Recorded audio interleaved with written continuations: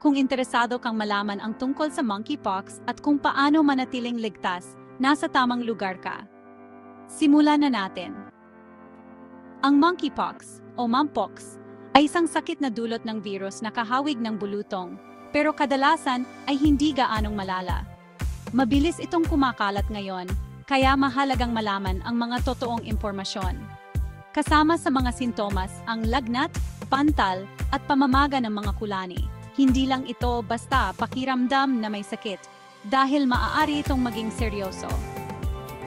Paano mo nga mapoprotektahan ang iyong sarili? Una, iwasan ang malapitang pakikipag-ugnayan sa mga taong may sakit o may pantal. Maghugas ng kamay ng madalas gamit ang sabon at tubig. At huwag kalimutang panatilihing malinis ang iyong paligid. Malaking tulong din ang malakas na immune system. Kumain ng tama, mag-ehersisyo at matulog ng sapat.